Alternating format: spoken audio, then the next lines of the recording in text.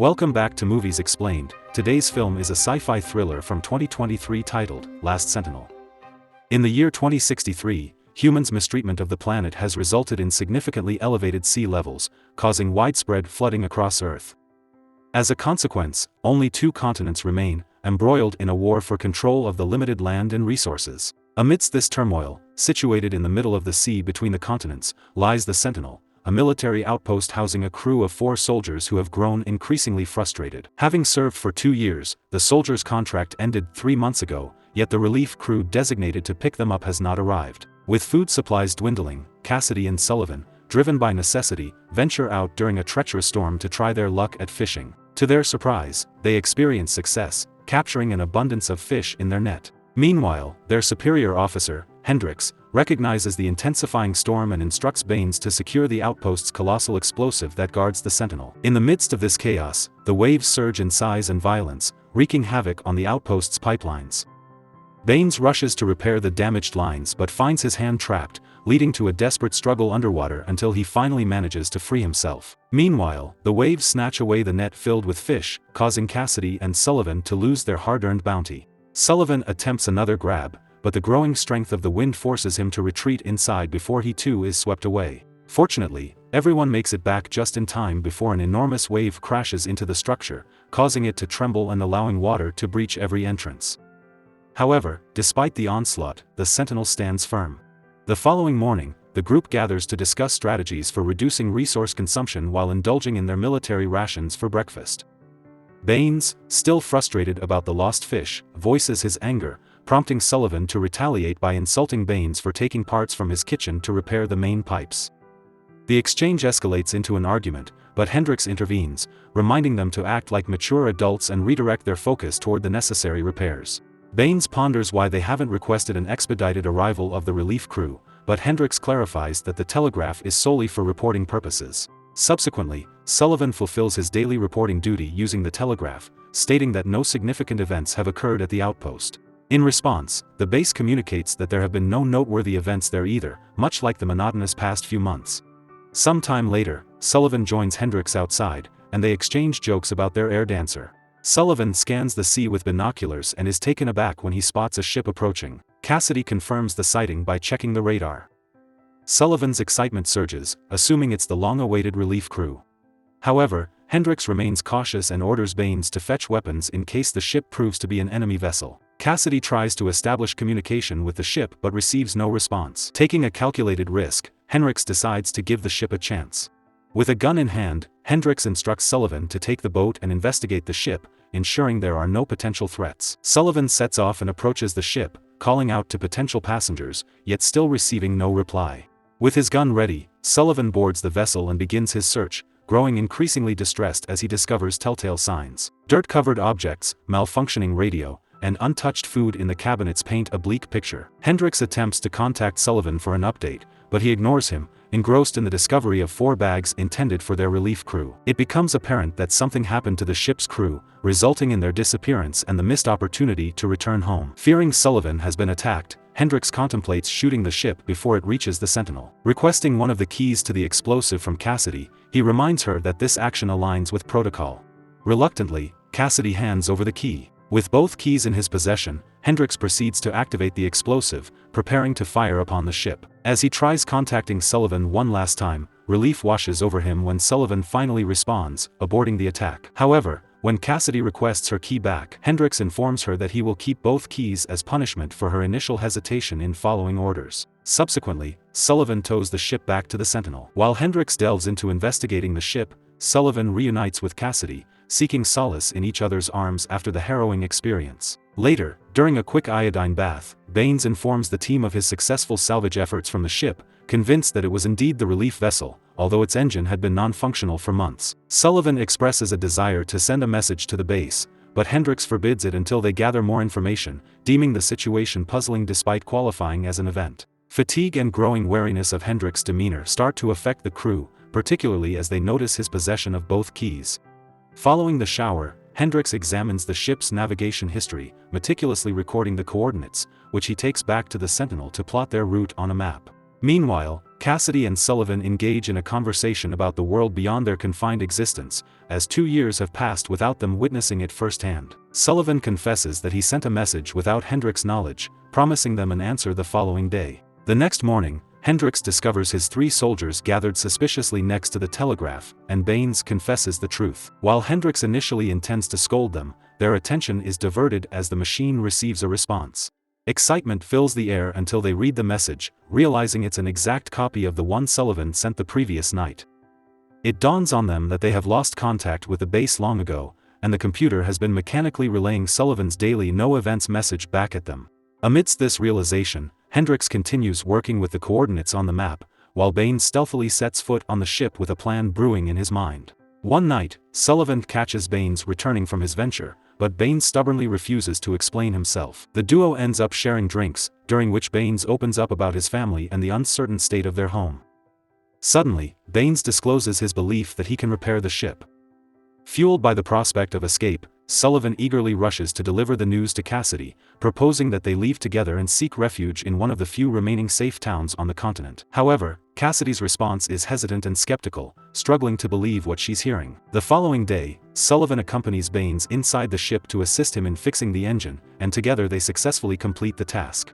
Upon emerging, they are confronted by Hendricks, who instructs them to dismantle the ship to utilize its parts for repairing the Sentinel. Firmly believing that their duty extends beyond the expiration of their contract, Hendricks refuses to allow them to leave. Determined not to succumb to the fate that befell others in the past, Sullivan adamantly refuses to die in this desolate place, finding agreement from Baines. However, when Cassidy joins them, she fails to display support. Undeterred by their arguments, Hendricks orders the team to resume repair work, using his gun as a threat to enforce compliance. Frustration and fear consume the men, as they perceive Hendricks' trigger-happy behavior as a growing concern. In an effort to diffuse the tension, Cassidy volunteers to speak with Hendricks. Understanding his pain after losing his previous squad, she emphasizes that leaving doesn't equate to certain death. Instead, it can be viewed as a chance at salvation. Meanwhile, Sullivan and Baines find themselves contemplating the possibility of having to fight their boss. However, their conversation is abruptly interrupted by Hendricks, who acknowledges Cassidy's valid point. Without communication, someone must report to the base. Hendricks declares that 2 individuals will remain while 2 others will depart. Unsurprisingly, Hendricks opts to stay, and Cassidy willingly volunteers to remain as well. Baines is content with this arrangement, but Sullivan is devastated. In a private conversation with Cassidy shortly after, Sullivan desperately tries to persuade her to come with him, suggesting the possibility of replacing Baines or defying Hendricks. He even offers to sacrifice his own desires to be with her. However, Cassidy abruptly reveals that her feelings for him are solely based on necessity, devastating Sullivan. He rushes out of the room while Cassidy breaks down in tears. Later that night, Sullivan and Baines focus on packing their belongings. Hendricks hands Sullivan a letter to deliver to the base and comments on the fact that the enemy soldiers are no different from them, merely wanting to protect their homes. Sullivan proposes once again that they all leave together, but Hendricks staunchly refuses, emphasizing the need for someone to monitor the explosive. Hendricks then proceeds to continue working on the map and coordinates, where he makes a shocking discovery: the relief ship deliberately veered away from the Sentinel, which defies logic. Suspicion consuming him, Hendricks rushes to check on Cassidy, but he refrains from uttering a word. The following morning, the team awakens to the blaring alarm as another ship appears on the radar. The men hastily assume their defense positions while Cassidy attempts to establish communication with the ship, but her efforts prove futile. This time, Hendricks adamantly refuses to dispatch anyone and commands the team to open fire. However, their initial shot misses its target. While preparing to reload, Cassidy notices their ship's absence, coinciding with the clearing fog that grants Sullivan and Baines a clear view of it. They refuse to fire again, but by the time Cassidy arrives to warn them, it's too late. Hendricks has drawn his gun and strikes Baines with it. It is revealed that Hendricks himself had sent the ship back out the previous night, and to prove his determination, he shoots the air dancer. Baines staunchly persists in his refusal to destroy the ship, leading Hendricks to shoot his ear. In response, Sullivan seizes the cannon and obliterates the ship before losing a life. Enraged, Baines attempts to retaliate against Hendricks, but Cassidy intervenes, rendering him unconscious with a fire extinguisher. Subsequently, Sullivan and Cassidy confine Hendricks in the pantry, with Cassidy reclaiming both keys. An infuriated Baines, still seeking retribution against Hendricks, strikes Sullivan when he tries to stop him. Cassidy manages to calm Baines with her words, but he departs to unpack his belongings, both intoxicated and emotionally overwhelmed, tearfully grappling with his emotions. Later, Cassidy mentions that Hendricks requires his iodine bath, but Baines refuses to release him and says he resigns.